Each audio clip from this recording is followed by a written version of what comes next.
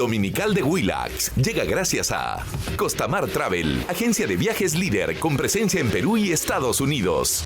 Muy buenas noches, bienvenidos. Esto es Contracorriente. Vamos a empezar con una denuncia de Thaís Casalino acerca de algunos doctores que van rotando en el salud y han sido observados por la Contraloría en algunas gestiones bastante sospechosas en Arequipa. Vamos con el reportaje.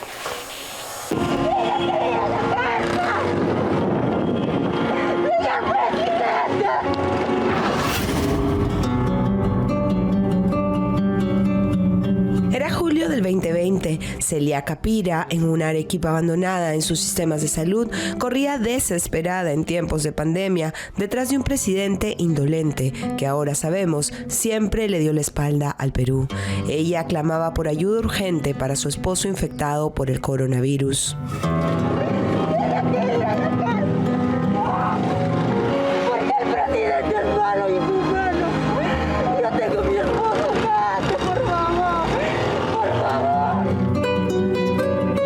Días después, su esposo murió. Celia, sin querer, con sus palabras, había presagiado el futuro. 4 años han pasado y nada ha cambiado en Arequipa. Hoy sabemos que mientras muchas Celias corrían detrás de un pedido de ayuda por una evidente emergencia, en nombre precisamente de ella y de la indolencia y la desidia, malos funcionarios se han beneficiado por lo menos en 70 millones de soles en compras direccionadas, también en servicios, procesos plagados de corrupción y operados increíblemente por doctores, algunos de ellos convertidos en intocables asesores que rondan la presidencia de salud y a un partido político en formación. Tú tienes que la Contraloría los cita con nombre y les dice tienen recomendaciones para denuncias civiles y o penales. Entonces, si tuviéramos un Estado que más o menos funcionara y premiara la meritocracia y menos corrupción, si tiene ya funcionarios con este tipo de informes, no los considera para la gestión, para ninguna gestión. Pero siguen operando. Son 6 doctores de la red E-Salud Arequipa señalados con responsabilidad civil y penal en 4 informes de Contraloría y 2 carpetas fiscales abiertas que los involucran en una presunta organización criminal montada para robar en tiempos de pandemia. Podríamos estar hablando de una organización criminal atendiendo a los cargos que estas personas han ocupado en esa institución en la que hay por lo menos 4 informes de Contraloría General de la República que advierte el mal uso de recursos. Los detalles de esta mala praxis son espeluznantes y los siguientes minutos imperdibles. Órdenes de compra por servicios de mantenimiento que camuflaban construcciones de obras de hasta por 21 millones de soles. El alquiler de un tomógrafo que nos costó a todos los afiliados más de 3 veces su costo real y contrataciones directas a familiares que involucran a la hija de una ex viceministra. Primero, tan importante como los hechos, es imprescindible descubrir a los autores que son doctores que pertenecen a esta red de salud, que en puestos claves se intercambian funciones según el nuevo tiempo. Nuevos cargos con nuevos gobiernos o presidentes de directorio. Recordemos que desde el 2021 hemos tenido 12 presidentes de salud. Esta inestabilidad fue aprovechada al parecer por esta mala praxis en Arequipa que la Contraloría evidenció y que la Fiscalía ha identificado a los autores así. En rojo, el puesto que ocuparon cuando fueron cometidos los hechos. En azul, el actual puesto en el que desarrollan sus actividades sin ninguna sanción. 1. Edilberto Salazar Sender, en tiempos de pandemia, gerente de la red asistencial Arequipa y actualmente director del Policlínico Surquillo. 2. Yuribilca Rojas, jefe de prestaciones de la red Arequipa, gerente de la red del Sur y actual asesor principal de la presidenta ejecutiva de Salud. 3. Edison Yempen Necio Sub, jefe de administración y abastecimiento de la red Arequipa y actual administrador del Hospital de Mollendo. 4. Gilbert Ceballos Pacheco, director del Hospital de Yanaguara en tiempos del COVID y actual gerente de la red asistencial Arequipa. 5. Carlos Galdós Márquez, jefe en el Hospital de Yanaguara y actual gerente de la red asistencial Puno. Y César Linares Aguilar, expresidente de Salud en tiempos de Dina, acusado de cohecho y peculado y actualmente director del Hospital Melitón Carvajal en Arequipa. la red de corrupción, según la tesis fiscal, enquistada en la red de seguro social en Arequipa, que les permite en sus puestos seguir operando, según ha señalado la Contraloría con los siguientes hechos. Estas son las imágenes de cómo actualmente luce un ambiente del Hospital Melitón Carvajal en Arequipa, que debía ser implementado, pero que en realidad intentó construirse desde cero en el marco de una emergencia sanitaria, una obra que fue entregada directamente por esta orden de servicio de más de 5 millones de soles, en donde se evidenciaría la mentira en la descripción. De acuerdo a lo que informa Contraloría General de la República, en la contratación de la persona jurídica que debía realizar esas labores de mantenimiento, no se tuvo el cuidado de contratar a una empresa que cuente con experiencia en la ejecución de obras, que cuente con el personal clave necesario para la ejecución de esas obras.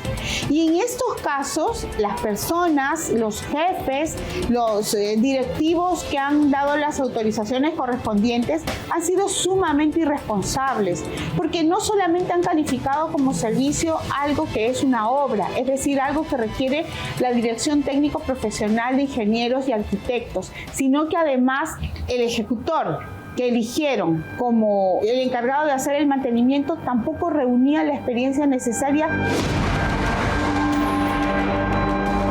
Según el informe de Contraloría número 055-2023-2-0251-SCE, en la página 8 se lee cómo los hechos expuestos favorecieron presuntamente a la empresa Materiales de Construcción y distribuidora EIRL Macodi. En esta misma página se lee el nombre del actual asesor de la Presidencia Ejecutiva de Salud, Edilberto Vilca Rojas, que se jacta de ser el impulsor del partido Fuerza Moderna en Arequipa y que en tiempos de pandemia, como gerente de la red Arequipa, aprobó toda solicitud de falsos mantenimientos o construcciones disfrazadas, pues lo mismo habría ocurrido con el Hospital Yanaguara. Órdenes de servicio hasta por 21 millones de soles. Las normas que se dieron en teoría para agilizar contratos, porque era evidente que teníamos que tener productos y servicios de salud, se mal utilizó en muchos casos para forrarse el dinero.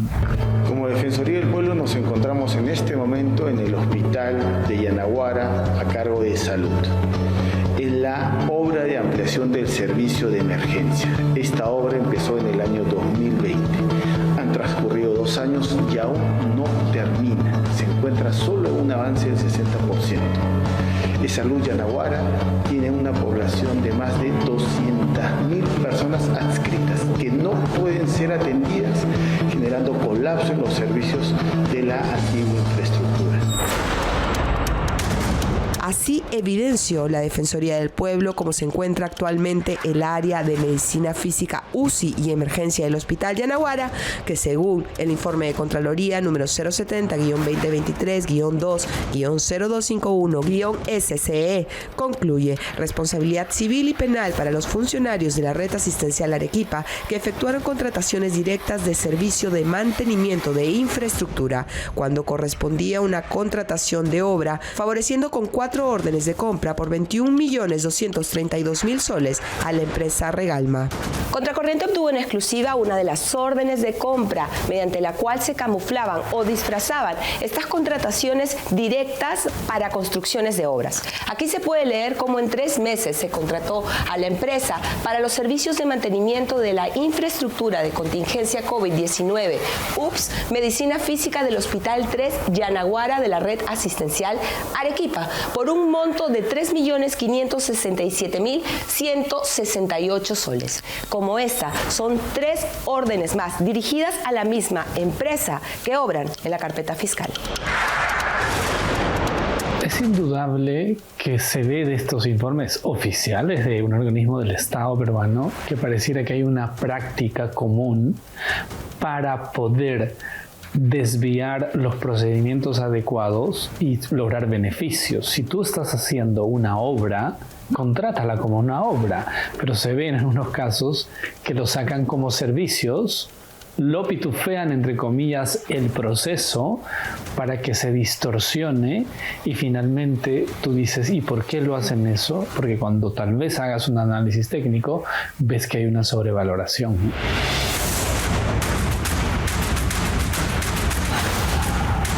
La situación es mucho más grave. Primero, porque los recursos que utilizaron para alquilar ese tomógrafo los utilizaron de una partida que estaba destinada para la compra de medicamentos. Es conocido que Salud no entrega a los pacientes, a los asegurados, los medicamentos mínimamente necesarios. ¿Cómo es posible que hayan utilizado los recursos destinados a la compra de medicamentos para alquilar un tomógrafo? Sobre todo si se tiene en cuenta que el alquiler de ese tomógrafo no era urgente. Y así lo dice la Contraloría General de la República.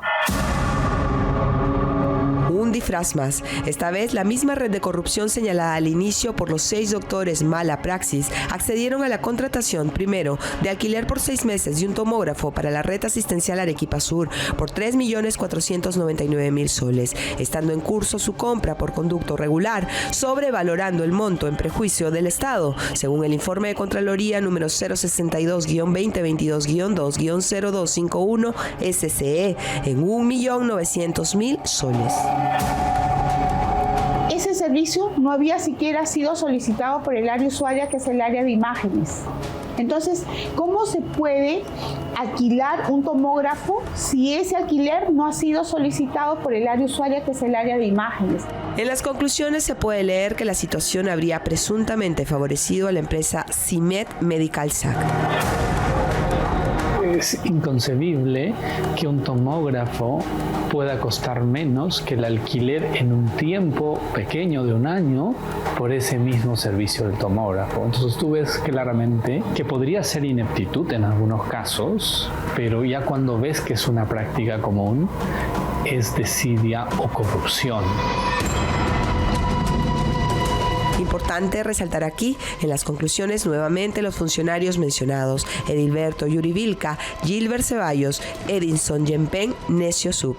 Pero las irregularidades y presuntas comisiones de delito continúan.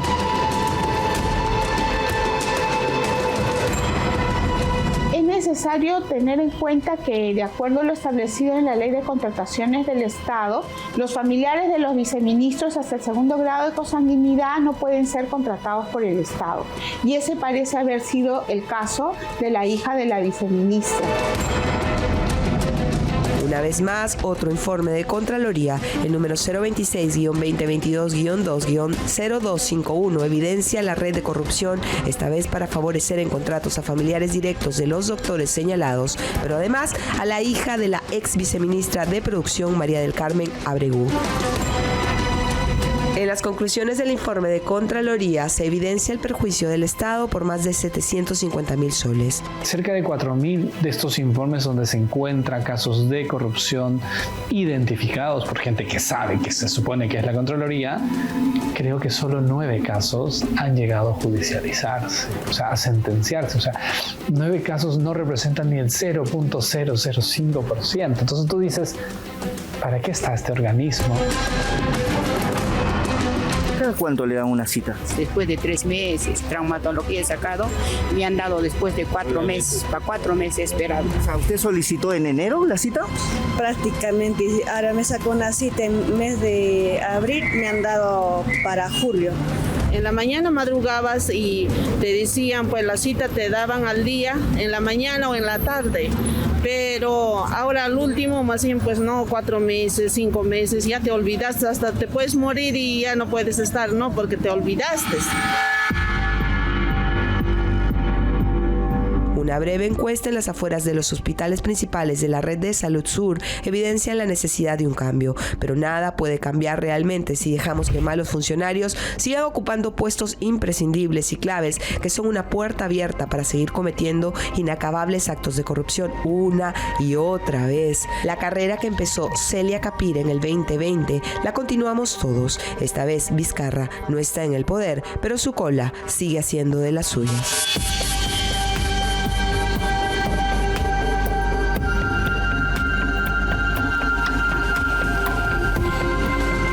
Salud ha enviado un comunicado que vamos a leer, por supuesto, con relación a la contratación de un tomógrafo para el servicio de diagnóstico por imágenes del Hospital 3 Yanaguara, comprendido en el informe de control específico tal. El Seguro Social informa. Se precisa que los hechos investigados en el informe se relacionan con el periodo comprendido entre el 7 de diciembre del 2020 y el 29 de septiembre del 2021, los cuales corresponden a gestiones anteriores. El órgano de control institucional OSI realizó una serie de recomendaciones para su implementación, disponiendo el deslinde de responsabilidades y el inicio de acciones civiles y penales contra las personas comprendidas en el informe. El 27 de marzo del 2024, el OSI emitió el informe de servicio relacionado número tal, en el que confirmó la implementación total y efectiva de las 3 recomendaciones formuladas en el informe de control. Es importante señalar que los procesos civiles y penales se encuentran en curso a cargo de las instancias competentes y desde Salud se viene brindando todas las facilidades para las investigaciones. Les tomamos la palabra entonces. Vamos ahora con un informe de Karina Aliaga. Ella ha desarrollado unas explosivas declaraciones de Rolando Breña Pantoja, un líder de izquierda formado en la política de nuestro país, que es un referente serio del socialismo en nuestro país, líder histórico de Patria Roja, que jamás transó con Sendero Luminoso. Allí fue donde se dividió la izquierda. Y lo que él ha dicho es muy grave. Y lo reitera en esta entrevista que le ha hecho Karina Aliaga. Sendero está vivo a través de todas sus organizaciones de fachada, como Movadef, como el FENATE, ¿no? Y que Pedro Castillo es un filosenderista. No lo reconoce como un político formado, ni un intelectual, evidentemente, y no le dice bruto porque es demasiado elegante Rolando para decirle algo así a Pedro Castillo, pero da a entender, ¿no?, que es un tonto útil para los intereses de Sendero Luminoso, como lo fue nombrar como ministro de Trabajo a alguien como Iber Maraví, con un historial rojo Sendero, digo, en Ayacucho, ¿no? Y que lo primero que hizo fue legalizar al FENATE, que antes había sido observado obviamente por sus vinculaciones apologistas con el pensamiento Gonzalo. Ellos además admiten que se equivocaron con Pedro Castillo y hacen un mea culpa en este reportaje. Estamos acá en nombre del Magisterio Nacional. El SUTE es uno de los sindicatos más importantes del país y Sendero siempre tuvo la ilusión de conquistarlo, de domesticarlo. No podemos estar repartiéndonos la vaca sin haberlo matado.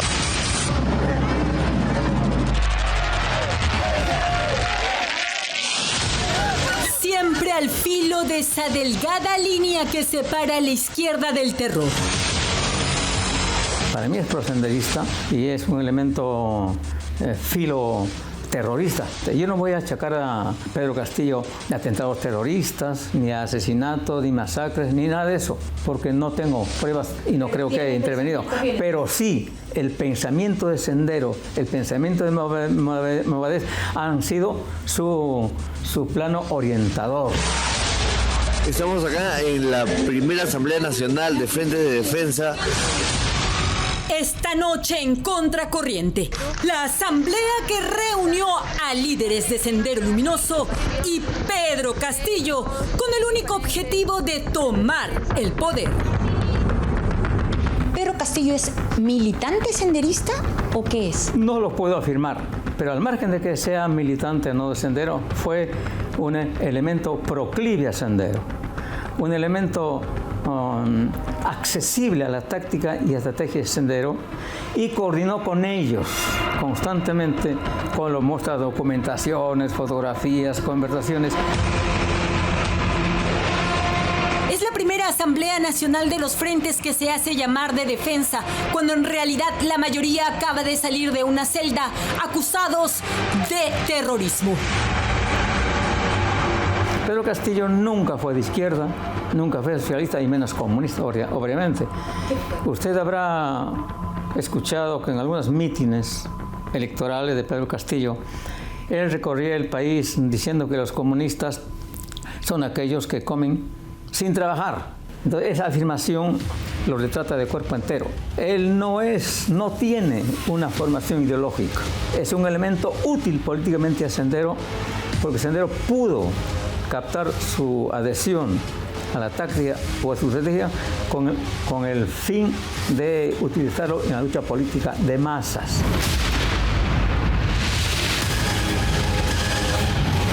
Rolando Breña Pantoja, viejo político de izquierda, senador y presidente de Patria Roja, pinta de cuerpo entero al profesor.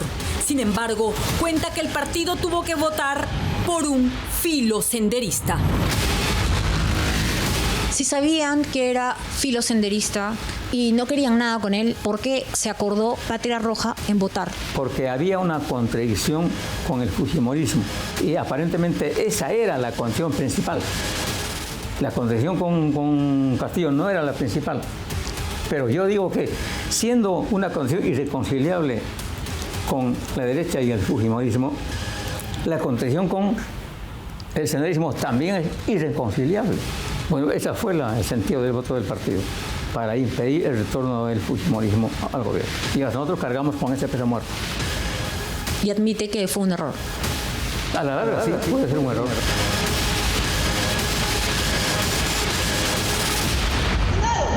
Embarquemos ahora específicamente por una nueva constitución y lo otro vendrá por añadidura. Ella es María Elena Pacheco, quien pasó 15 años en prisión por el delito de terrorismo y salió con libertad condicional el año 2007. Su perfil agresiva, su perfil es, digamos, sanguinaria. ¿Por qué? Porque ella fue entrenada para eso. Más allá, la senderista Rocío Leandro Camarada Cusi, la misma que asusaba y participaba en las acciones de violencia durante las protestas de Ayacucho tras el fallido golpe de Pedro Castillo. Ahí está con el lápiz en la mano, apuntando, el mismo que años después se convirtió en el emblema del partido del preso Pedro Castillo. Cuando era presidente ya Pedro Castillo, hay un momento en el que llega a Ayacucho y lo recibe la camarada Cusi con un abrazo fraterno. Y eso queda, digamos, en las personas que conocemos quiénes son los terroristas, queda pues que había una amistad muy profunda en esa situación, ¿no? Más que amigo, lógicamente, porque ya la conocía ella desde el año 2018. Donde compartieron una reunión del Frente de Defensa del Pueblo de Ayacucho acá en Lima. Pero ella no es la única en esta asamblea. También está Douglas Silva Dávalos, miembro del Comité de Defensa de Socorro Popular. Él era uno de la célula de dirección de Socorro Popular. Manejaba destacamentos armados. Era muy allegado a Marta Guatay. ¿Participó en atentados? Él era dirigente de esos grupos, era como un mando político. El mando político te da la orden, te corrige los planes y te dice qué hacer. También Sara Castilla Cáceres, atentamente escuchando. Ella fue detenida el 2 de diciembre de 2020 y a quien le dieron comparecencia restringida por terrorismo. Incluso está Nastia del Pozo, la bailarina y exdocente del colegio Atusparia.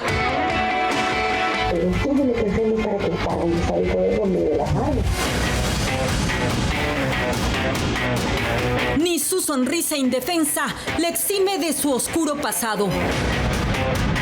Acá estamos con la comisión, los encargados de la comisión de organización. El Estado peruano, ¿no? Cada vez se expresa más como policíaco, corrupto, explotador. Por esa razón consideramos que el pueblo y masivamente expresa sus luchas, ¿no? De cabo a rabo en el Perú se expresa un rechazo a lo que vemos ahorita en la constitución neoliberal.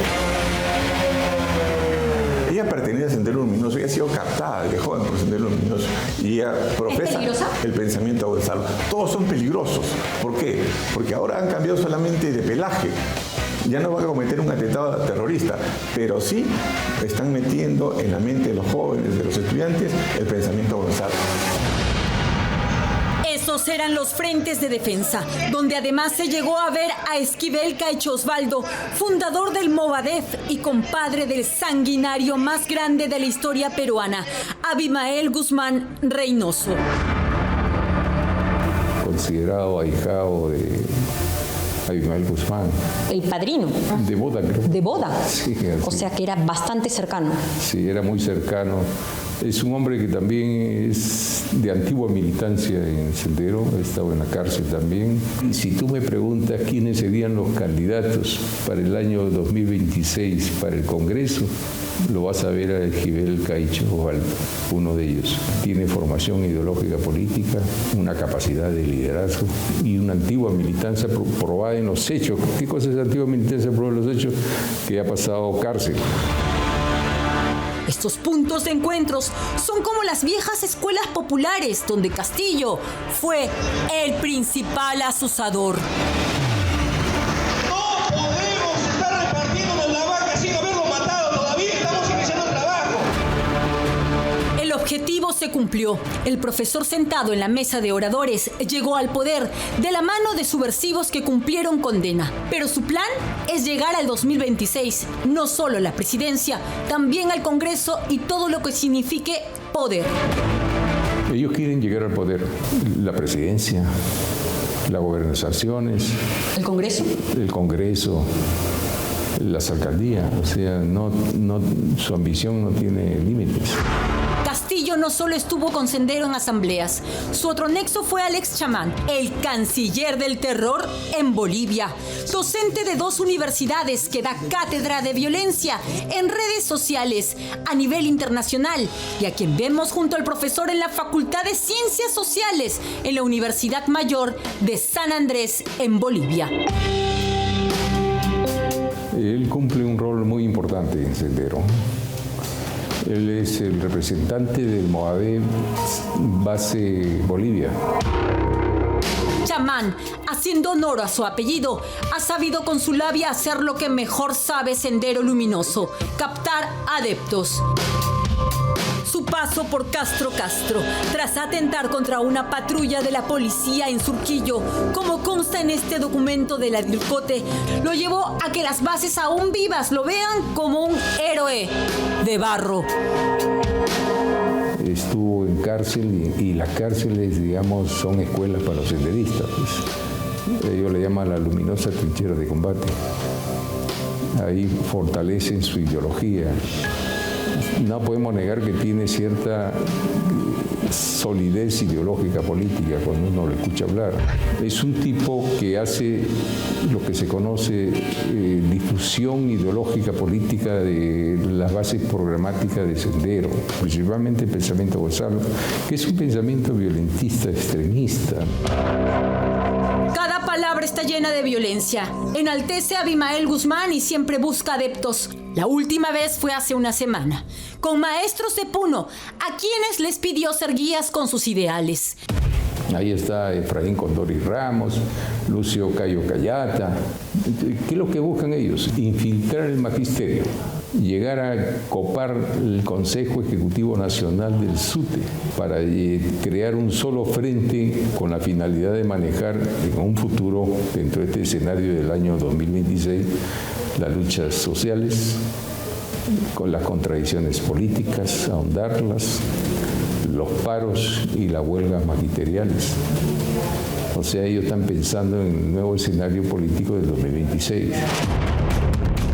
Pero Chamán Portugal además tiene 2 libros que son la prueba fehaciente de su apología al terrorismo. La moral comunista en el PCP, que tiene de portada al sanguinario Abimael Guzmán, y el libro Sociología Marxista. En la página 183 se puede leer claramente: y en el caso del PCP se sintetizan en forma concreta en aprender del presidente Gonzalo y encarnar el pensamiento Gonzalo. 5 páginas más adelante se lee, tomando el ejemplo preclaro de Marx, Engels, Lenin, Stalin, el presidente Mao Zedong y el presidente Gonzalo para concretar esa gigantesca tarea. Incluso sacrificar los intereses personales y aún la propia vida. Además, Aquí lo vemos con el libro de puño y letra de Abimael Guzmán. Esta es la evidencia contundente que tiene la Dirección contra Terrorismo de la Policía para comprobar los vínculos de Pedro Castillo con Sendero Luminoso de Abimael Guzmán.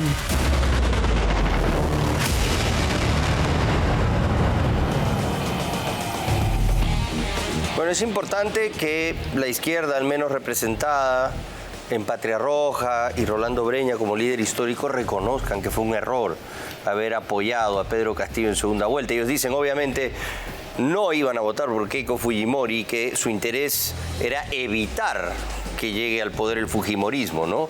Pero que al final, ¿no? Y lo que dice es durísimo. Nosotros cargamos con ese perro muerto, ¿no?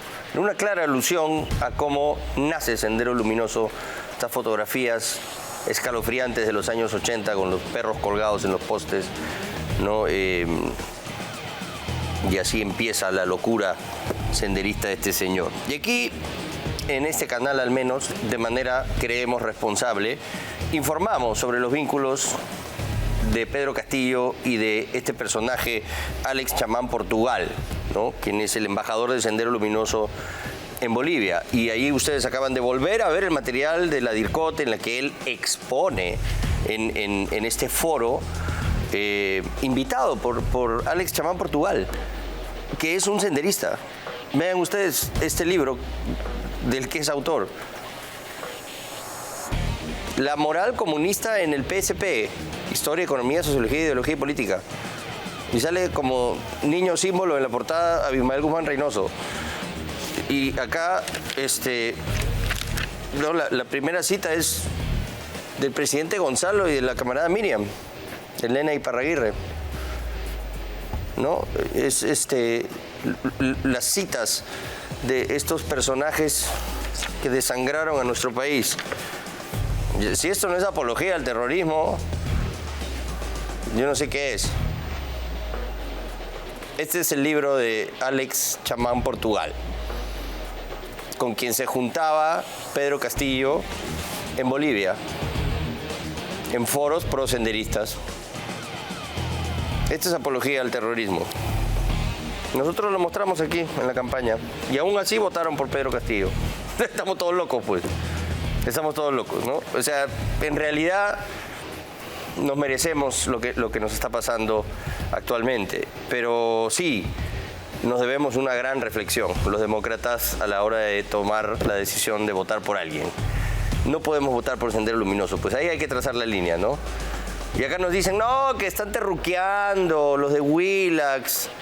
Ahí está, estos son videos que nos dio la DIRCOTE. Lo están siguiendo hace 2 décadas a Pedro Castillo. Saben perfectamente que es un filo senderista. Lo acaban de escuchar a Rolando Breña admitir que así lo es. Entonces la policía especializada en terrorismo lo sigue. La propia izquierda lo reconoce como tal. Hay pruebas de sus vínculos con personajes como Alex Chamán, que escribe esto, ¿no? Honor y gloria eterna al presidente Gonzalo. ¿Ya? Este es el amigo de Pedro Castillo. Está el video en el que él expone en un foro en Bolivia con él al lado. Y nosotros decíamos, cuidado, está vinculado al terrorismo. Y todos los caviares salían a decir, Willax terruquea. La izquierda de verdad, ¿no? La izquierda frejol, digamos, no la izquierda caviar. Ya la izquierda pues que realmente suda en las calles y en los sindicatos la lucha por la igualdad de clases, como ellos la llaman, y es respetable, perfectamente respetable Rolando Breña como un líder de izquierda. Reconocen pues que este señor es un senderista y que se equivocaron. Pero los caviares jamás van a admitir que se equivocaron. Y siguen diciendo, ¿por qué terruquean? O sea, mostrar las pruebas de que Sendero estuvo cerca de Pedro Castillo, que aún existe, ¿no? No lo digo yo, lo dice Rolando Breña Pantoja, que aún está funcionando, operando en sus organismos de fachada como Movadef y FENATE, pero ellos dicen, no, Sendero no existe, Sendero se acabó. Bueno, allá ellos, es bastante irresponsable eso, pero ya cada uno carga con sus propias decisiones. Vamos ahora con la siguiente nota, y esta es una denuncia bien incómoda y es una primicia y que compromete al coronel Martín González Sánchez, conocido como el coronel Conejo, ¿no? Un operador de inteligencia del Mininter, de la Digimin, que estuvo al servicio de Martín Vizcarra y era intocable porque al parecer, según nuestras fuentes, él tenía el audio de Martín Vizcarra y Toño Camayo de Cuellos Blancos. ¿Ah? Entonces, lo que vamos a presentar esta noche es el testimonio de la suboficial de primera, Cindy Ventura. Ella ya se retiró de la policía, pero era un agente de inteligencia. Estaba en la división de búsqueda de la Digimin y trabajaba para el coronel Martín González Sánchez, alias Conejo, ¿no? O código Conejo, no alias. Aunque ahora sí creo que ya es un alias, ¿no? Debido a los hechos que hemos conocido esta semana. Él exigía, ¿no? Porque era una orden de un superior, que firmaran declaraciones juradas en blanco. ¿Por qué? Porque inteligencia en el Mininter tiene, ¿no?, un presupuesto que no se revela porque es confidencial, es secreto. Y ahí se pagan viáticos, agentes especiales, encubiertos, se paga informantes, etcétera. Pero aquí obviamente se está obligando a los agentes de inteligencia a firmar un papel en blanco, que es una rendición de cuentas por nada. Se entiende pues que están ahí cometiendo al menos un delito. Y también lo que ella denuncia es que hubo acoso sexual, no solo contra ella, sino contra otras más. Así que aquí está la historia oscura del coronel Conejo. Llama a la policía, llama a la policía. Este señor está grabando mi casa. ¿Quién eres? ¿Lo has agarrado del cuello? No. Identifícate. ¿No serás mi familiar de Conejo? Es el conejo malo, el que saca las garras cuando le hablan de su padre, Martín González Sánchez, un coronel de la policía en retiro, conocido en la comunidad de inteligencia como el Conejo, para quien la fiscalía ha pedido 36 meses de prisión preventiva. Este señor está grabando mi casa. ¿Quién eres? ¿Lo has agarrado del cuello? No. Identifícate. Identifícate. Está grabando mi casa. ¿Quién eres? Identifícate. Este hombre, que hoy es esposado por el personal de la DIVIAC, fue el Rasputín del Lagarto Martín Vizcarra. Le ofrecía información, seguridad y blindaje para sus amiguísimos, como el oscuro juez supremo, defensor de pederastas, César Inostroza. 10 años, 11 añitos. Ya, yo voy a pedir expediente modelo, ¿ya? Ya. ¿Qué es lo que quieren? ¿Que le baje la pena o que lo declaren inocente? Pero acá no acaba todo. Este coronel, que se habría estado valiendo de sus galones para satisfacer sus ansias de poder, habría estado robando de manera sistemática plata del Ministerio del Interior. Martín González Sánchez entró a la gestión, nos obliga a firmar, se puede corroborar, por ejemplo, en mi caso, en mis firmas que no coinciden la letra, ¿no?, de la declaración jurada. Es el testimonio de un agente de inteligencia policial, una madre de familia que hoy vive en Europa, que se vio obligada a dejar a su familia, amigos y sueño debido al acoso sistemático que recibía del hoy detenido Martín González Sánchez, el Conejo, poderoso jefe de la división de búsqueda de la Dirección de Inteligencia del Ministerio del Interior, Digimin. Yo soy Cindy Ventura, he trabajado para la Policía Nacional 14 años y medio aproximadamente. Estuve leyendo la escuela de 2 años y pues en el campo de inteligencia prácticamente 7 años. Fui condecorada, premiada.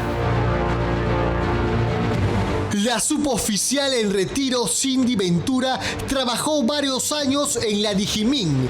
Nos cuenta en exclusiva cómo fue testigo de las malas prácticas de su ex jefe para enriquecerse ilícitamente a costa de la seguridad de todos los peruanos durante la gestión del lagarto Martín Vizcarra.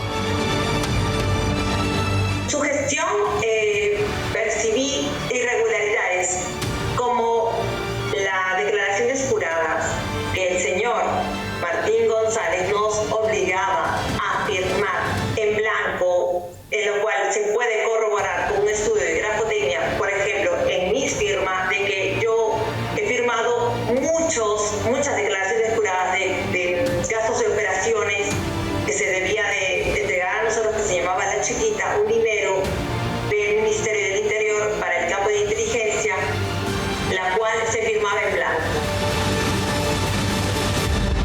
Este policía sin escrúpulos, que llegó a ser viceministro de Orden Interno del Ministerio del Interior en el gobierno de Pedro Castillo, se sabía poderoso, amo y señor de la estratégica división de búsqueda de la Digimin, que tiene un millonario presupuesto reservado que lo usan a su discreción.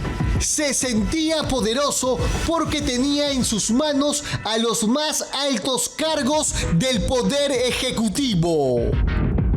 Este personaje tenía ya influencia desde el gobierno de Vizcarra y pululaba siempre por los estamentos de inteligencia, como la Digimin en áreas de búsqueda, de contrainteligencia, y bueno, desarrollaba desde ahí funciones que parecía tenían vinculación directa con las altas esferas del Estado. Cindy Ventura, que al igual que sus compañeros sabían lo que pasaba, pero eran conscientes que si objetaban la mínima irregularidad se verían perjudicados. Solo obedecieron una orden superior sin saber qué hacían sus jefes con las declaraciones juradas firmadas en blanco. No podíamos decir absolutamente nada porque era una orden superior. Al mínimo cuestionamiento de su gestión eran inspectorados, por lo tanto teníamos que mantener reservados sin opinar. Era bien sabido del poder político que mantenía el señor Martín González. Pero la lista de atropellos es larga y pecaminosa, ya que el conejo no solo se habría estado enriqueciendo ilícitamente, sino que se habría aprovechado de su cargo para satisfacer sus más bajos instintos. Yo me retiro de la Digimin por el acoso sexual constante del señor Martín González, que desde el año 2015 este señor me ofreció en un sobre cerrado el monto de 2.500 soles para ser su amante, para comenzar, ¿no?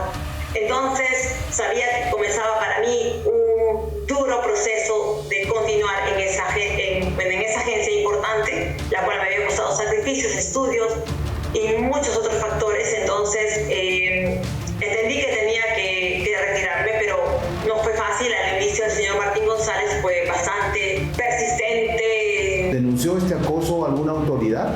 Efectivamente, el año 2018, si no me equivoco, con el ministro del Interior, Mauro Medina Guimaraes, me presenté ante su despacho para denunciar todo lo que había pasado. El ministro me dijo de que conocía de las malas mañas del señor Martín González, que pues yo no podía hacer gran cosa ante tanto poder. Una de las maniobras que hizo que el entonces mandatario Martín Vizcarra depositara su confianza en el conejo fue el apoyo a los cuellos blancos. Él permaneció durante mucho tiempo y tenía información reservada, eso es lo que sabíamos. Tenía información comprometedora de muchos políticos importantes, como el del presidente Martín Vizcarra, de que tenía audios y conversaciones telefónicas que sostenía con el empresario Antonio Cayo, el brazo logístico de la organización criminal de los Cuellos Blancos. Gracias a un documento de la Dirección Nacional de Inteligencia, vamos a mostrarles el paso a paso de cómo Martín González Sánchez ayudó a escapar con la venia del lagarto Martín Vizcarra al ex juez César Inostroza Pareachi el 5 de octubre del 2018.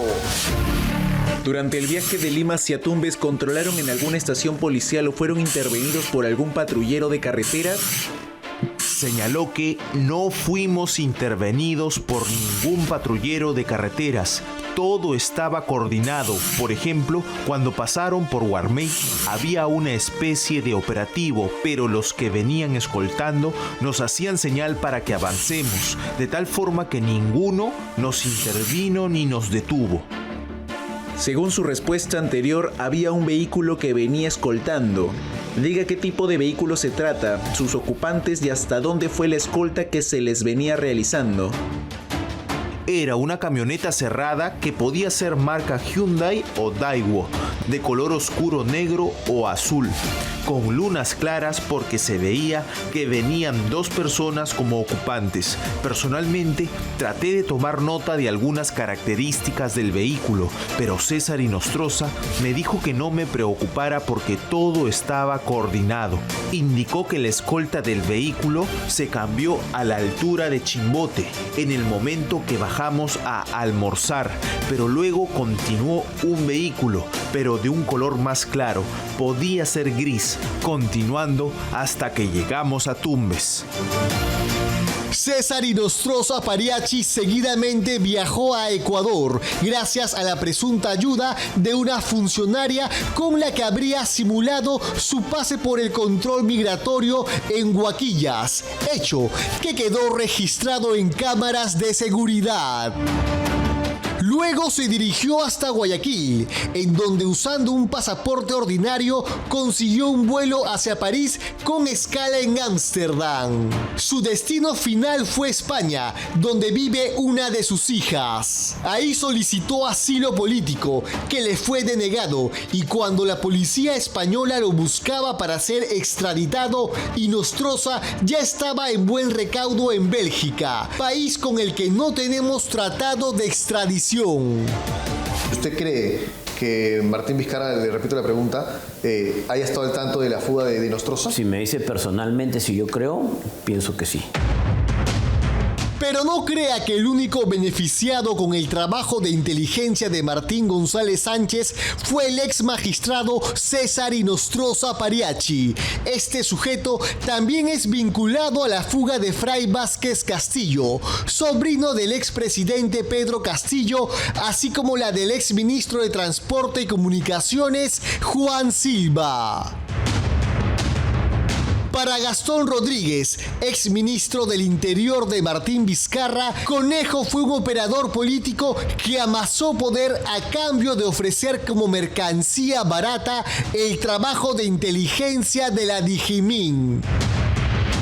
Este personaje tenía una llegada directa al presidente de la República de ese momento. Se estaba haciendo una escisión o dividiéndolo de lo que es el Servicio de Inteligencia Nacional. Entonces, ¿por qué había solamente un contacto directo con Digimin? ¿Qué es lo que le interesaba del sector interior conocer para poder manejarlo? ¿Cómo es posible que un coronel de la policía tenga 5 propiedades inmobiliarias a su nombre? ¿Cómo lo hace? ¿Cuál es el negocio? Fuimos al distrito de Los Olivos a grabar algunas de estas casas, pero nos vimos impedidos de realizar nuestro trabajo, pese a estar en la vía pública, porque un conejo, igual de matón que su padre, descargó toda su ira con nosotros. Llama a la policía. Este señor está grabando mi casa. ¿Quién eres? ¿Lo has agarrado del cuello? No, lo has agarrado del cuello. ¿No será mi familiar de Conejo? Identifícate. Está grabando mi casa. ¿Quién eres? Identifícate. Rodo González Berrocal decía, cual disco rayado, que quería llamar a la policía. Al parecer se olvidó que la misma policía fue la que se llevó detenido a su padre. Este sujeto se escudó en las faldas de sus tías y amenazó con agredirnos en más de una ocasión. Tuvimos que hablar con sus familiares por más de 10 minutos para que lo convenzan de que mueva su carro para poder retirarnos. Vienen haciendo grabaciones hace mucho tiempo. Llama a un serenazgo primero, por favor, y lo muevo. Hoy el Ministerio Público pide 36 meses de prisión preventiva contra Martín González Sánchez, sindicado como responsable de la fuga de varios requisitoriados y sobre todo de ser parte de una maquinaria oscura de inteligencia policial al servicio del más alto nivel del poder político de turno. Conejo no hacía estos encargos ilegales gratis. A cambio, nadie lo podía mover de la Digimin, donde manejaba millones de soles de presupuesto reservado como él quería. Un policía que, en su momento, saltó a la fama por desbaratar bandas criminales como Barrio King, pero que hoy se encuentra detenido como los delincuentes que una vez atrapó. Un policía que decidió pasarse al otro bando. Bueno, y es valioso el testimonio de la ex suboficial de primera Cindy Ventura, ¿no? Porque lo que ella está denunciando es muy grave y no es la primera vez que se toca este tema. En el gobierno de Pedro Castillo también hemos denunciado, ¿no?, el mal uso de las partidas presupuestales de inteligencia que están protegidas. Solamente la Comisión de Inteligencia del Congreso las puede revisar, ni siquiera la Contraloría, porque son secretas, porque protegen a agentes encubiertos y pagan a informantes de bandas criminales, de narcotraficantes, etcétera. Entonces, para proteger la seguridad de los agentes que están infiltrados en estas organizaciones criminales, es que estas partidas se mantienen en secreto. Pero si pide el jefe que tú firmes una declaración jurada en blanco, es porque ahí va a poner la cantidad de dinero que quiere y se lo va a llevar, pues, ¿no? Eso es evidente. Entonces, la pregunta se cae de madura. ¿Por qué la Comisión de Inteligencia actual no investiga las partidas presupuestales de inteligencia de la Digimin y determina si hay o no hay una herida sangrante por donde de manera permanente sacan fondos?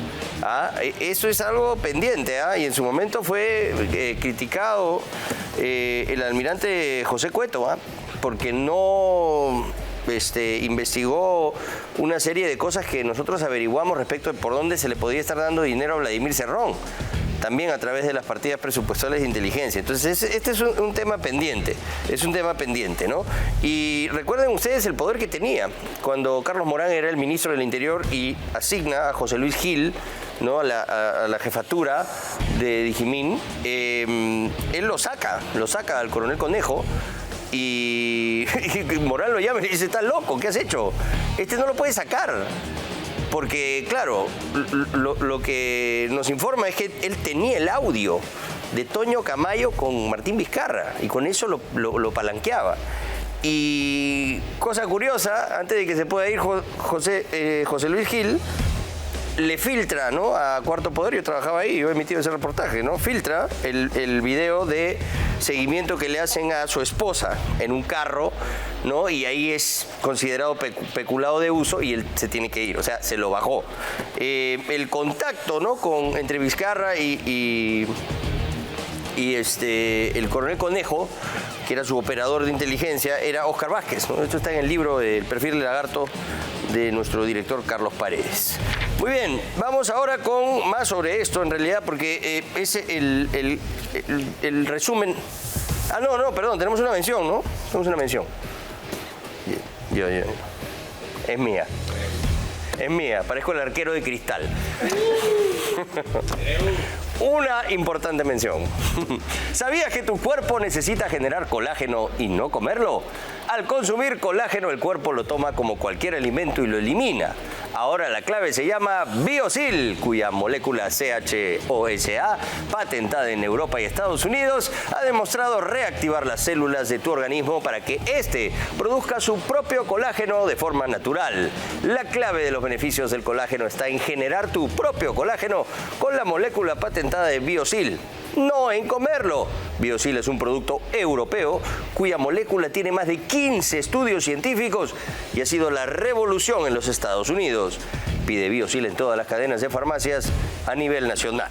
Y ahora sí, me quedo nomás acá. Mejor. Los Waikis en la sombra, ¿no?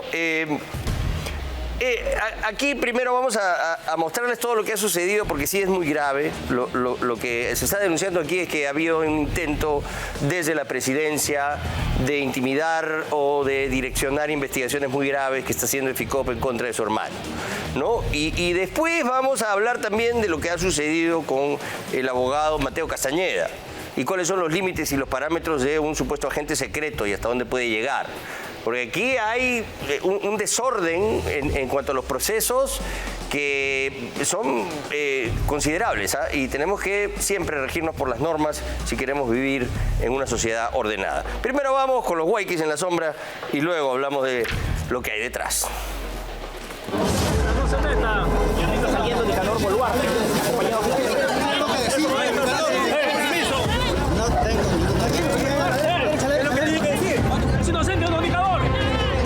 Gilberto Nicanor Boluarte Segarra, DNI 068-11022. Yo soy un daño colateral de una pelea por el poder, que se entienda bien. ¡Es inocente, don Nicanor! ¡Es inocente, don Nicanor! En la madrugada del viernes, una bomba nuclear explotó en el epicentro del poder. La guerra entre el Ejecutivo y el Ministerio Público ha puesto al descubierto a más de un personaje, todos implicados en la presunta organización criminal, los Waikis en la sombra.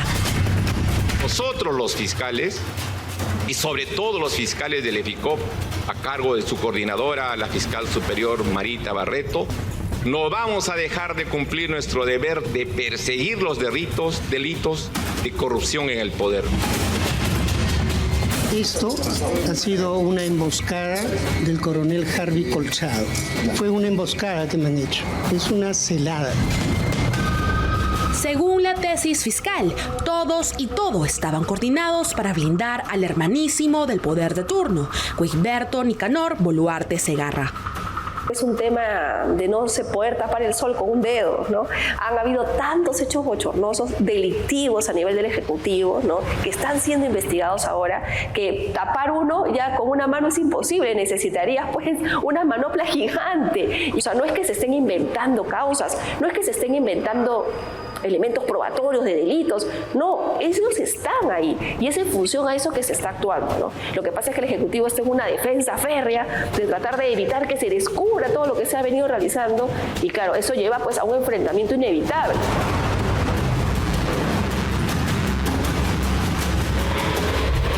De acuerdo a la investigación del Equipo Especial de Fiscales contra la Corrupción en el Poder, EFICOP, el domingo 5 de noviembre del 2023, se puso al descubierto la organización criminal Los Waikis en la sombra, liderada por Nicanor Boluarte, a quien en Contracorriente hemos denunciado por sus reiteradas e ilícitas influencias en la designación de prefectos y subprefectos en San Martín y Cajamarca, y otros funcionarios en entidades del Estado.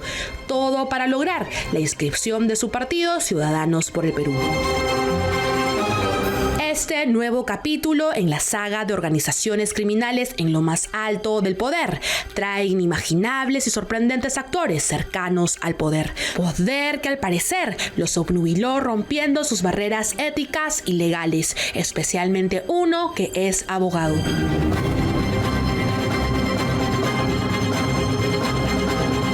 Mateo Mateo Grimaldo Castañeda Segovia, el abogado de la presidenta Boluarte, jugaría el papel más importante de lo que parece esta supuesta organización criminal. Castañeda, quien acompañó a Boluarte en el affair de las joyas y relojes de lujo, es, según la Fiscalía, el presunto gestor de coordinaciones ilícitas a fin de neutralizar las investigaciones contra el hermano presidencial. ¿Por qué ha sido el motivo de mi demora? El responsable de esa demora es el doctor Mateo Castañeda. En este momento, así es la vida, el doctor Mateo Castañeda tiene en las manos el futuro de la presidenta. Así es. Esta noche en exclusiva, Contracorriente obtuvo acceso a todos los detalles de las reuniones gestionadas por Mateo Castañeda, el abogado de la presidenta Dina Boluarte. ¿Con quién y en qué lugares se reunió Mateo Castañeda?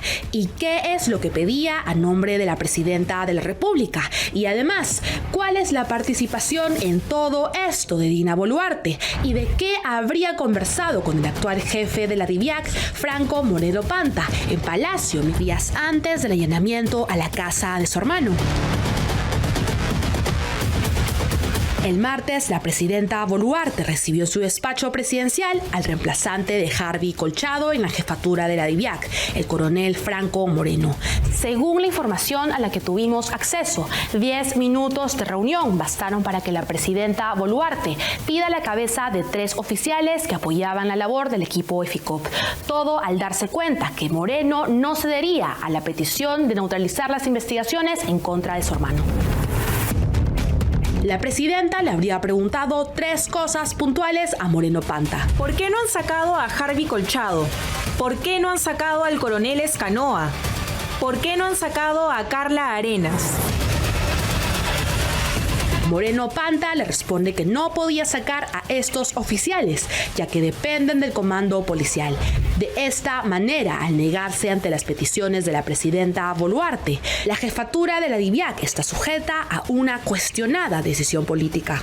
Para empezar, hablamos de un abuso de autoridad, ¿no? Porque ella está aprovechando su cargo de presidenta de la República para hacer que las personas hagan cosas que incluso son contrarias a la ley solamente para beneficiarla a ella y a su familia.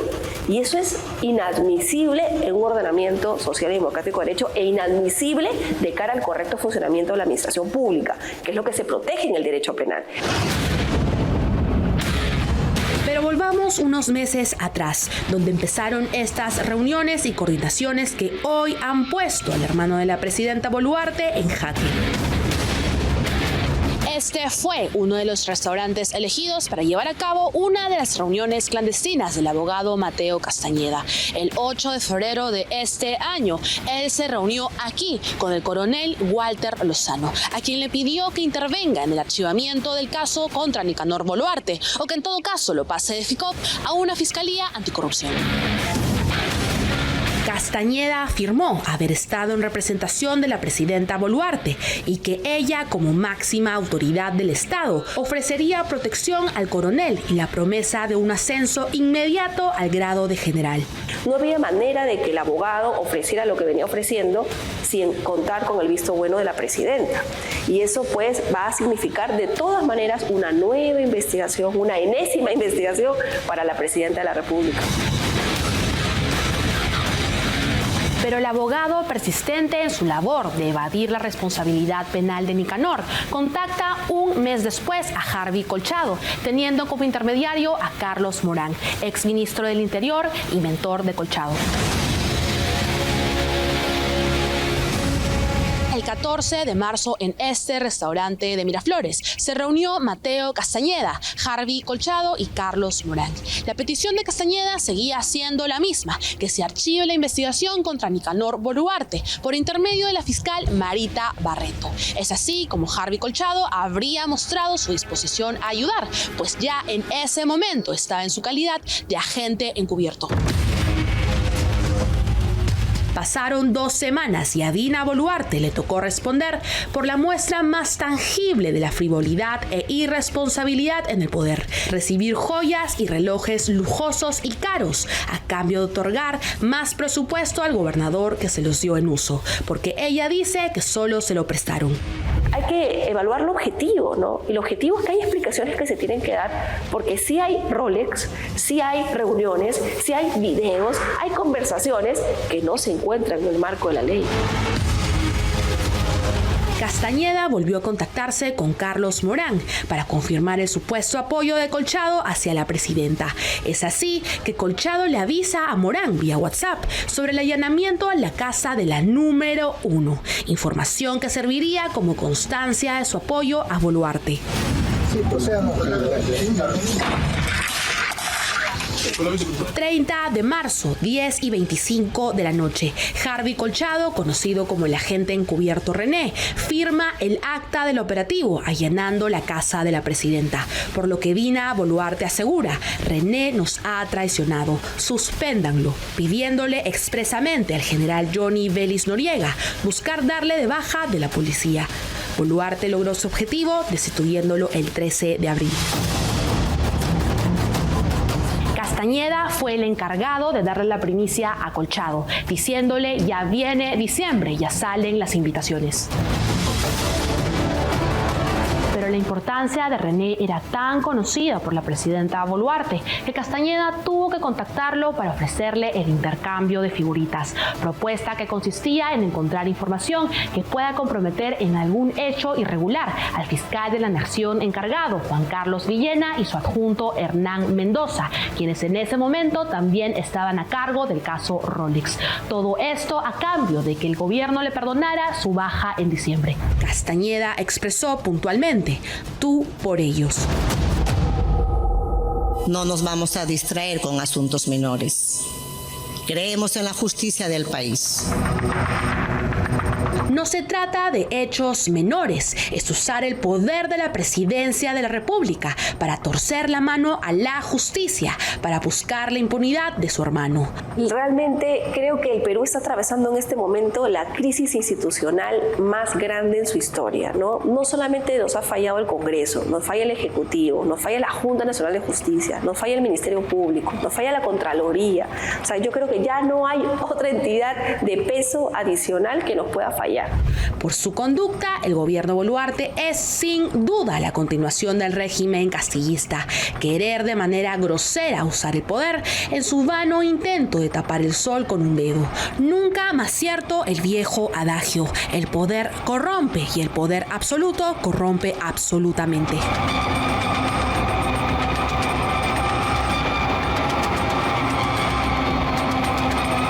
Es insalvable. Aquí no hay cómo tratar de acomodar las cosas en favor de Dina Boluarte. Está muy claro que interfirió en una investigación en curso que involucraba a su hermano. Es más, le ha dado un ataque de nervios cuando lo han detenido.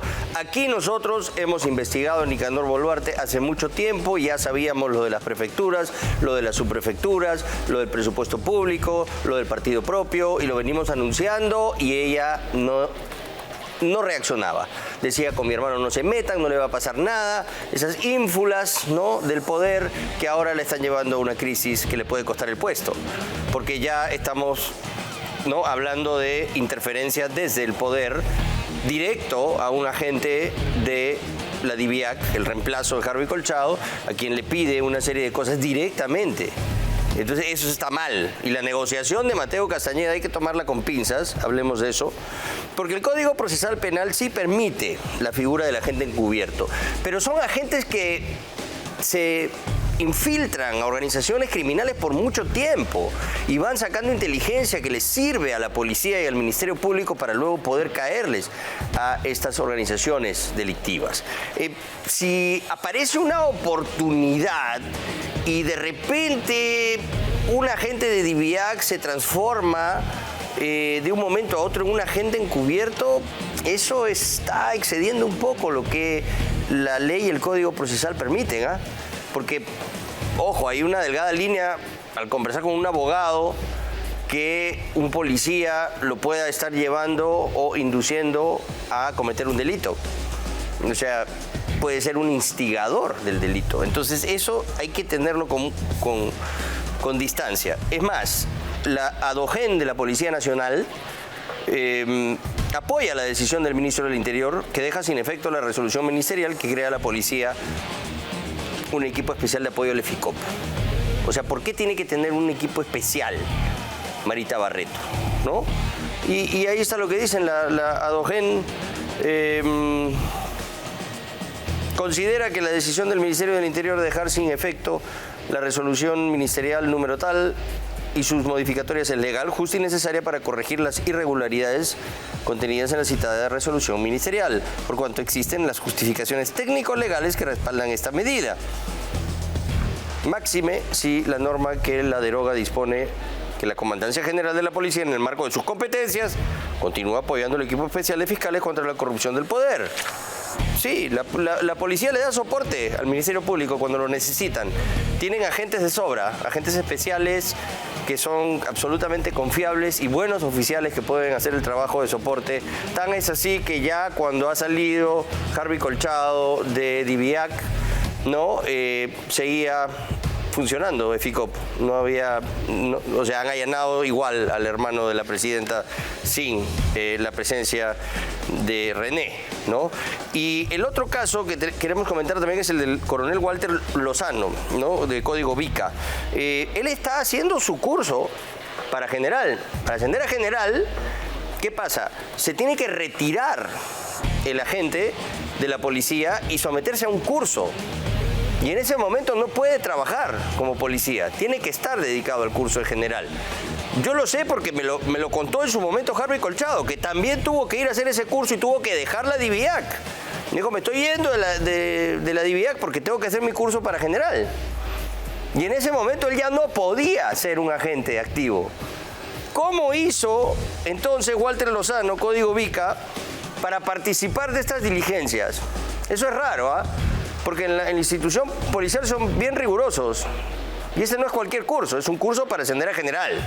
Entonces, no puede faltar. Sería bueno que nos expliquen a los ciudadanos mortales cómo es que un agente que está tomando supuestamente un curso para ascender está todavía operativo. Le dieron permiso esos días para que vaya porque solo él podía hacer esa diligencia. No había ningún otro agente que podía participar de ella. ¿Su comando le dio permiso? Sería bueno que nos den esa explicación, porque aquí estamos estirando mucho las cosas y se está abusando ya de la ley en muchos casos. No, obviamente no defendemos a Dina Boluarte ni al hermano Nicanor con todas estas cosas que se están descubriendo. O sea, es insalvable, no hay cómo. Pero en fin, tampoco podemos del otro lado permitir que se haga cualquier cosa para conseguir los resultados que quieren. Las cosas tienen que hacerse de acuerdo a la ley y el orden, ¿no? Y hay parámetros legales que no se pueden saltar, que no se pueden exceder, porque vulneran el derecho de ciudadanos, ¿no? Un agente encubierto es alguien que se infiltra, por definición, durante un largo tiempo en una organización criminal y saca inteligencia para que sirva en el proceso, ¿no? En fin, no se puede acomodar un policía a simplemente asumir espontáneamente esta figura cuando así le conviene. Así que ahí hay un exceso por lo menos. Ahora vamos a leer lo que ha escrito a propósito de eso Mateo Castañeda, que tampoco es santo de nuestra devoción, pero es un abogado reconocido. A la opinión pública, soy un abogado litigante en ejercicio, no soy asesor, consejero ni funcionario del gobierno. Ahí tiene razón, ¿ah? No soy miembro de ninguna organización criminal, por eso no conozco a ninguno de sus 21 supuestos miembros, excepto únicamente al doctor Nicanor Boluarte, porque soy abogado de su hermana, la señora Presidenta de la República. Me defenderé de estas orquestadas imputaciones. En mi caso no hubo necesidad de detenerme, protesto enérgicamente por este hecho y les pido a mis colegas del Colegio de Abogados de Lima su intervención para controlar estos excesos que atentan contra el libre ejercicio de nuestra profesión. Investigaciones sí, abusos no, Mateo Castañeda. Dice, ahora se están cargando los abogados. ¿no? Como se cargaron a Humberto Abando también en el caso de Lava Jato.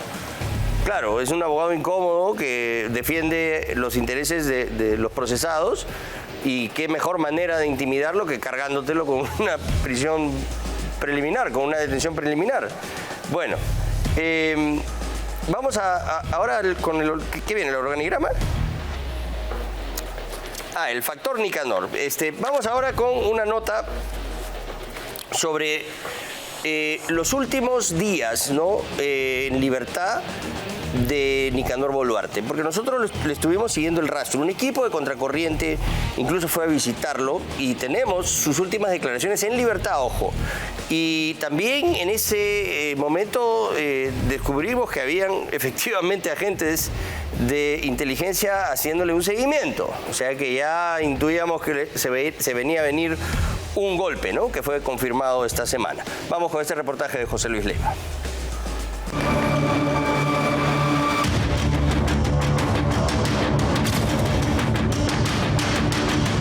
La última aparición del hermanísimo presidencial en libertad. ¿Usted estaría gobernando en la sombra, es cierto eso? Es vuestra especulación, no voy a declarar más. Pregunto. Disculpe. Señor Nicanor, le pregunto. Caminaba confiado gracias al poder de su hermana. Regresaba sonriente a este edificio. De ahí mismo, días después, saldría detenido por lo que tanto negaba: operar en la sombra, a la cabeza de los Guayquis en la sombra. Sale en estos momentos Nicanor Boluarte, está con una mascarilla, no quiere hablar a la prensa. ¡Es inocente! ¡Es inocente, don Nicanor! ¡Don Nicanor, es inocente! ¡Totalmente! Soy inocente. Espero que esto no sea producto de la Fiscalía. Es la caída del primer hermano de la nación. Nicanor Boluarte Segarra, líder de la red criminal. El poder de facto atribuido a su hermana Dina Boluarte Segarra luego de que asumiera la presidencia de la República. Hoy detenido preliminarmente por 10 días, acusado de pertenecer a una presunta organización criminal y de traficar con influencias tras las designaciones ilícitas de subprefectos y otros funcionarios. Nicanor Boluarte habría ejercido un poder de facto, un poder en los hechos que devendría nada menos que de su hermana, es decir, la presidenta de la República, que contaría con su anuencia para poder cometer todos los delitos que han venido ya siendo investigados. 167 elementos de convicción lapidarios contra Nicanor Boluarte, marcados en la resolución judicial de su detención, firmada por el juez Richard Concepción Carguancho. Encabeza esta organización criminal integrada por sus amigos y otros allegados. Solo por encima de él, no es difícil imaginar quién es la mujer de incógnito que maneja la red.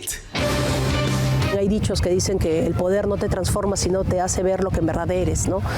Yo lamentaría que esa sea la verdadera cara de los hermanos. Esta noche, Nicanor Boluarte ante las cámaras de Contracorriente. Sus últimas palabras antes de su detención. ¿Usted estaría gobernando en la sombra, es cierto eso? Es vuestra especulación, no voy a declarar más. Disculpe. Señor Nicanor, le pregunto. Y también el colaborador clave, el hombre que aparece en la resolución judicial que autoriza la detención del hermano presidencial. He colaborado con la justicia y con las autoridades competentes porque es mi deber y ahora ahí están los resultados. Humberto Nicanor Boluarte Segarra. ¿Cuándo ha nacido usted? El 18 de octubre de 1959. ¿Cuál es el lugar? La Purímac, la provincia de Aymaraes, el distrito de Chalhuanca. ¿A qué se dedica? Soy abogado, litigo. El hermanísimo Nicanor Boluarte y su grupo selecto de allegados habrían empezado las operaciones criminales tras el 7 de diciembre del 2022, cuando su hermana Dina llegó al sillón presidencial. La finalidad de esta organización criminal sería copar el poder para obtener recursos económicos y reclutar afiliados para solventar y lograr la constitución del partido político Ciudadanos por el Perú para mantener el poder en el aparato estatal y ganancias ilícitas. Nicanor buscaba la inscripción del partido Ciudadanos por el Perú ante el Jurado Nacional de Elecciones. Necesitaba recolectar miles de firmas. ¿Cómo lo haría? Su red criminal colocó a un operador clave encargado de las designaciones de prefectos y subprefectos. El hoy entregado a la justicia, Jorge Ortiz Marreros, director de la Dirección General del Gobierno del Interior. ¿Quién es Jorge Ortiz Marreros? Fungió como director general de Gobierno Interior. Él designaba a los prefectos con dos misiones concretas. Primero, lograr gente de supuesta confianza para que puedan sacar las fichas y lograr la inscripción de su partido usando a funcionarios públicos. Todos los prefectos, su misión era recolectar firmas. Firmas para el partido. Sí. Teodoro Berrú, ex consejero espiritual de Dina Boluarte, ha narrado el teje y maneje de las designaciones ilícitas de prefectos y subprefectos. Su testimonio se incluye en esta resolución judicial que ordena la detención de Nicanor y otros 7 investigados. Y en el colmo de la conchudez también pedían dádivas, auspicios para equipos sonido, para viajes, para computadoras y una serie de eventos, de actividades a los empresarios que han colaborado y también pedían dinero. Según el documento, Nicanor influenciaba ilegalmente en la designación de subprefectos en las regiones San Martín y Cajamarca. A cambio, estas autoridades políticas no solo tenían que hacer pagos ilícitos para mantenerse en el cargo, también debían recolectar firmas para la inscripción del partido Ciudadanos por el Perú. Todo fue denunciado en diversos medios desde el año pasado. El viernes último, al fin, le llegó la hora. Muy buenas tardes. Por favor.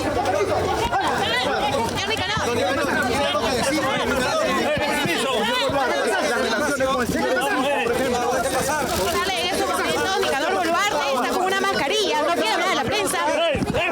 ¡Es inocente! ¡Es inocente, don Nicanor! Don Nicanor, es inocente. Totalmente. Soy inocente. Espero que esto no sea de la fiscalía. Nicanor, con gorro y mascarilla, intentaba ocultar su rostro, una imagen muy diferente a la última vez que se le vio ante cámaras. Contracorriente lo encontró en los alrededores de su departamento en San Borja hace unas semanas. Vestía casual. Aquel día, Nicanor, al parecer, tenía una agenda apretada. Los Rolex y joyas de su hermana y del otro Waiki ya eran un escándalo. ¿Qué tal? De Willax Televisión, Karina Aliaga. Bueno, señorita, disculpe. ¿Usted le cree a su hermana que lo de los Rolex ya declaró mi hermana a la fiscalía y eso es todo lo que ¿Usted le cree que es un regalo? ¿Es un regalo prestado? Mire, yo le creo a mi hermana y nada más voy a decir. Pero ¿cómo va a recibir una joya? Ella es abogada y sabe que tiene que declarar una joya. Mil disculpas. Pero me está empujando. Mil disculpas. Doctor Nicanor, hablemos un segundo. Muy cerca de Nicanor. Buenas, ¿qué tal? ¿Familiar también? Acosarme. Esta es mi casa. ¿Quién la está... Otro personaje que habría tenido algunas participaciones a favor de la supuesta red criminal del hermano presidencial es Marta Reátegui, esposa de Nicanor. Ella no está investigada, pero el documento judicial la implica así. Acta de diligencia fiscal. Se observa la verificación en el sistema de encomiendas, nombre de remitente, Marta Reátegui Pinedo a Griselda Herrera Vázquez. Con esto se acredita que la cónyuge de Nicanor Boluarte envió los planillones a fin de que sean rellenados por los prefectos y subprefectos de San Martín.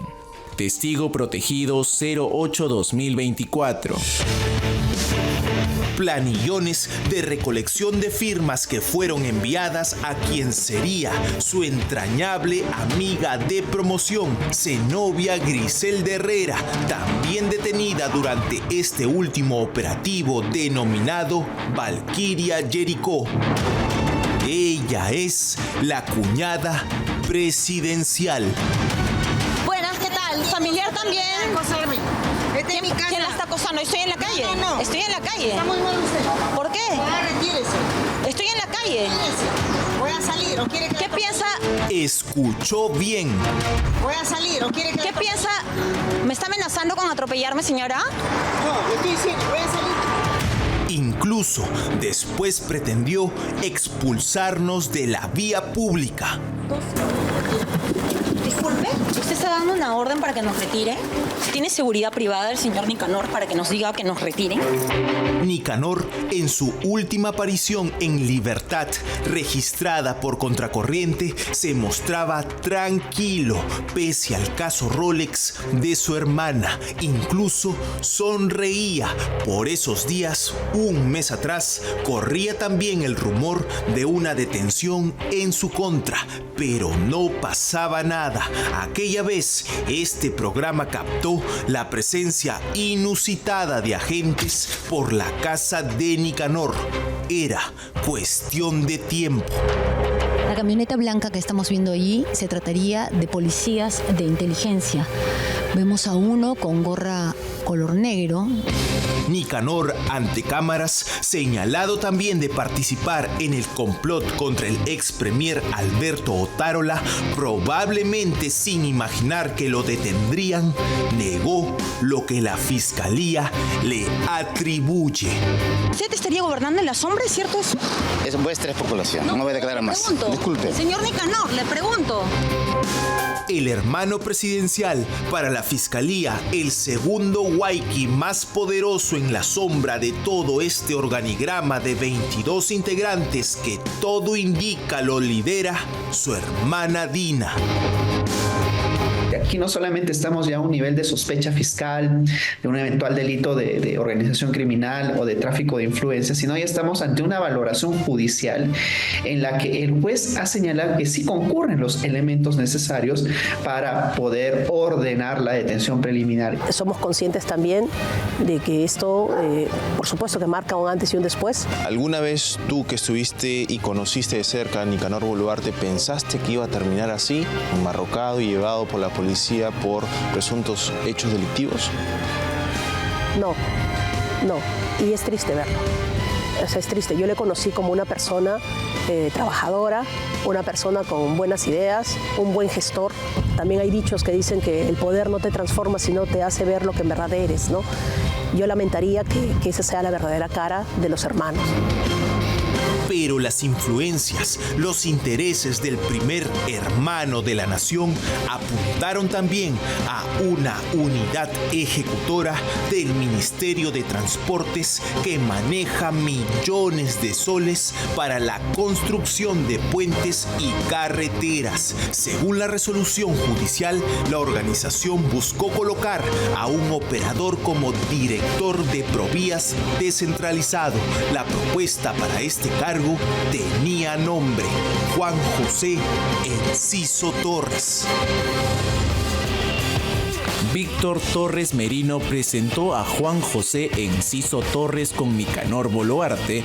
Al momento de la reunión, Nicanor menciona sobre la situación de las carreteras y hospitales de Chalhuanca.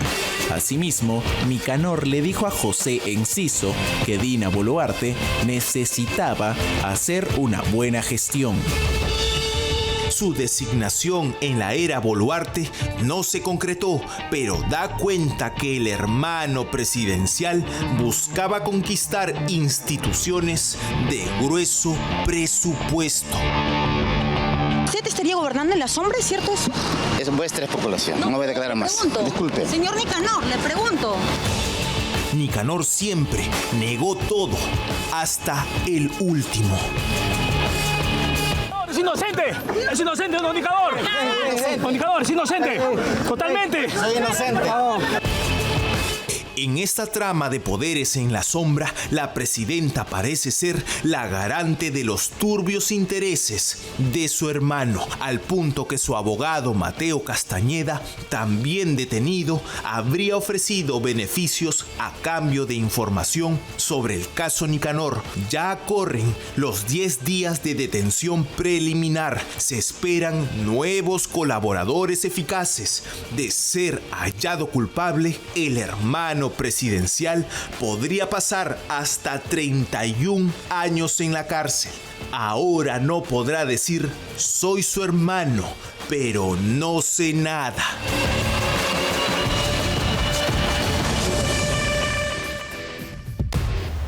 Le dio patatús a Dina Boluarte cuando se enteró de que se estaban llevando detenido a su hermano. Pensaba que por ser presidenta no le iba a pasar nada a ella ni a su familia. Y con mucha soberbia lo decía cuando declaraba a los medios. Mi hermano puede hacer lo que le dé la gana. Y negó lo que era evidente. No tiene ninguna influencia en ninguna instancia del gobierno. Falso. Estaba metido en las prefecturas, en las subprefecturas. Pruebas sobran. Hay incluso partidas presupuestales a Cajamarca, millonarias asignadas a cambio de no sabemos si, ¿no?, el apoyo para el soporte del partido que quería el buen Nicanor Boluarte. Se disparan a los pies. Era innecesario hacer eso, ¿no? Utilizar los recursos del Estado para fines proselitistas es un delito grave. Y después tratar de mellar o influenciar en las investigaciones en contra de su hermano usando el poder que tiene es otro delito más grande todavía. A ella no le va a pasar nada, porque no hay los votos en el Congreso, no la van a vacar, pero finalmente sí va a tener que responder por esto eventualmente. Y su hermano se puede ir a la cárcel. Pero lo que nos encantó es en la mañana todo esta especie de plantilla, ¿no?, que utilizan tanto en los casos Lavajato como ahora en los casos de FICOP. Muy temprano empiezan a romper las puertas, mega operativos, 6 pantallas en todos los noticieros, organigrama. El organigrama de la organización criminal, el cabecilla, el brazo legal, el brazo mediático, hasta brazo mediático hay ahora, ¿no? El abogado ya también del brazo legal. Entonces nosotros queremos hacer aquí un ejercicio, esto es simplemente humor político, no es en serio, pero queríamos hacer un organigrama que yo creo que muchos quisieran ver también. El organigrama caviar. Vamos a ver si lo podemos poner en pantalla. Este es el organigrama caviar, ¿no? Los huayquis de la Rosa Blanca. El gran cabecilla, Gustavo Gorriti Lemboje. Él es el titiritero de esta organización criminal caviar. Pero tiene otros brazos también, ¿no? Por ejemplo, vamos a ver cómo ellos operan en el Ministerio Público. El cabecilla ahí es Pablo Sánchez, Zoraida Ábalos en su momento, Rafael Vela como fiscal superior y obviamente aquí el operador, el pitbull, José Domingo Pérez. Este es el brazo fiscal de la mafia caviar. Pero también tiene un brazo judicial. Aquí el jefazo es César San Martín en la Suprema. Pero también está el canero Carguancho y... ¿Qué pasó? El electroshock. ¿Y quién está ahí abajo? No se lee. Ah, Jorge Chávez Tamaris, claro, que es su esposa trabaja en lavado de activos con Rafael Vela. Muy bien, ahora sí, ponle play. Ella es la gran coordinadora, ¿no? La mediocampista estrella. Romina Mella, que coordina con los fiscales de Brasil, coordina con Pablo Sánchez, y todo bajo las órdenes y la mirada del cabecilla Gustavo Gorriti. Pero el brazo mediático también existe. Aquí la más potente es Rosa María Palacios. El que hace eco de lo que ella va comentando es Marcos Cifuentes en La Encerrona, con mucha efectividad. Y Clara Elvira Ospina obviamente sigue también el discurso en Epicentro. Huayca y Nativa, los medios que le dan apoyo a las campañas mediáticas caviares. Pero también tienen un brazo político.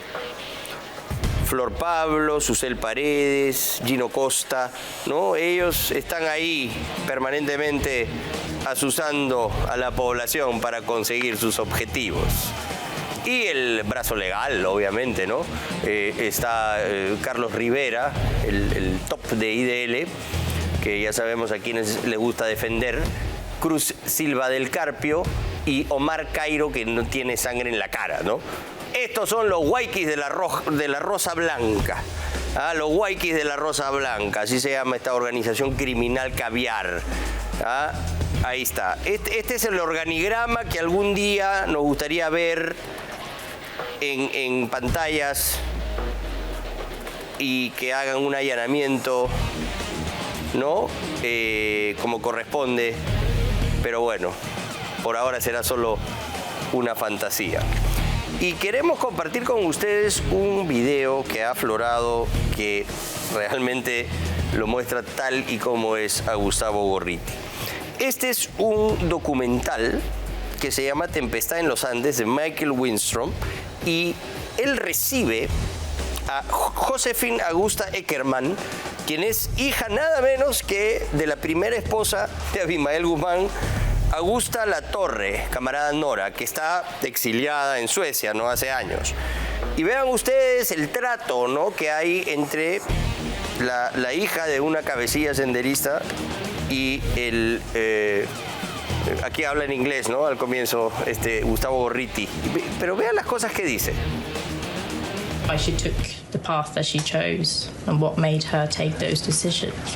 She was wrong, in my view, in what she did. But she didn't do anything because of base motives.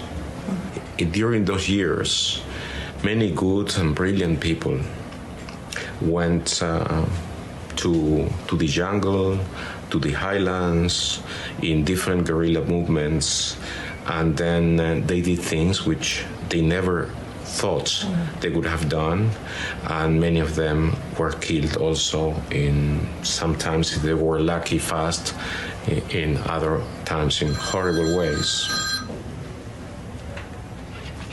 Estoy en una entrevista, te llamo apenas termine, por favor. ¿Ok? Listo, gracias, chao. Es una gran cosa que hayas venido, es una gran cosa que hayas visto el Perú, es una gran cosa que hayas hablado con la gente. Estoy seguro que a la gente le ha hecho bien hablar contigo. Me da la impresión cuando te veo que estar acá como que supone un peso para ti. Sí, es porque yo siento que yo soy la única que tiene este peso. Yo entiendo que mi padre y todos mis tíos y tía, yo estoy aquí para hacer una cosa que ellos no pueden. Por eso. Sí.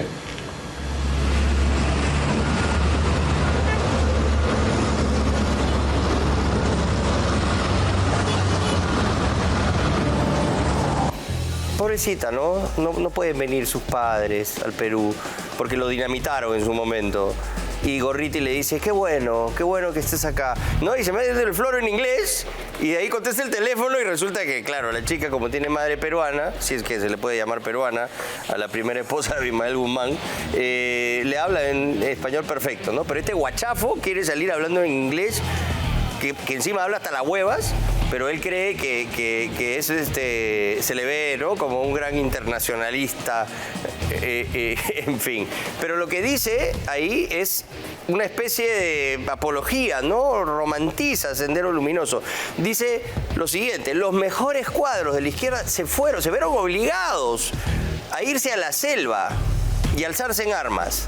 ¿no? Gente buena, intelectuales, que no imaginaron nunca estar en esas situaciones y si acaso murieron rápido, fue una bendición porque no morían de una manera terrible. O sea que en esta insania de Sendero Luminoso por destruir al país, que es un acto de terrorismo, porque no es una guerrilla eso, ¿no? Poner coches bomba y aterrorizar a la población y matarlos a machetazos y piedras y enterrarlos en fosas no es una guerrilla, eso es terrorismo y así se les debe catalogar, ¿no? ¿Hay guerrilleros? Sí, hay guerrilleros. Sendero Luminoso no fue una guerrilla. ¿No? Utilizaron algunas técnicas de guerrilla en la selva, pero eran una agrupación terrorista, una organización criminal, una organización terrorista por definición. Y él es incapaz de decirlo.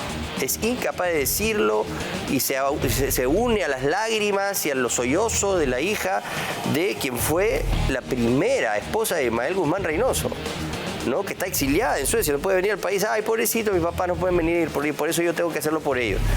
Bueno, ella no tiene la culpa de ser hija de terroristas, pero eso es lo que es. Y aquí los ojos se le encienden, ¿no? A Gorriti cuando está con ella. Ay, qué bien que estés acá, qué bueno. Ya pues, o sea, ¿no? ¿Les queda claro o no de qué tipo de personaje es este sujeto? A mí no me quedan dudas, la verdad. No me quedan dudas. Muy bien, y otro de nuestros más queridos exponentes a nuestra fauna política, el día de hoy salió pues a pasear en su carrito tratando de pasar piola a comer una parrillada, ¿no? Al hornero, ¿sí? En San Isidro. Y esto es como lo recibieron al lagarto Martín Vizcarra. Vamos a escuchar.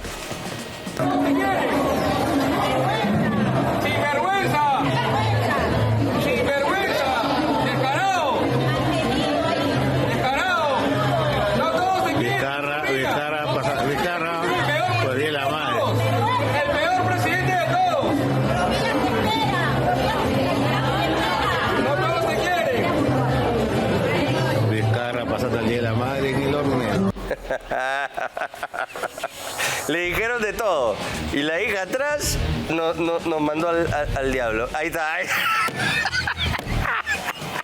Ay, qué rico. ¿Cómo voy a disfrutar cuando te vayas a Canadá, como lo anuncié en su momento? Antes del corte tenemos que hacer una importante mención. ¿Quieres verte y sentirte increíble? Prueba Sotilité. Sotilité contiene extractos de plantas naturales que contribuyen a eliminar la grasa corporal, acelerar el metabolismo, bajar de peso y mejorar tu digestión. Sotilité es líder de la categoría en adelgazantes en Ecuador y ahora encuéntralo en las principales cadenas a nivel nacional. Sotilité es la única opción natural para verte y sentirte increíble. Vamos a una breve pausa y ya está con nosotros Samir Villaverde, quien va a responder sobre una serie de denuncias que hicimos aquí en Contracorriente. Ejercerá su derecho de réplica.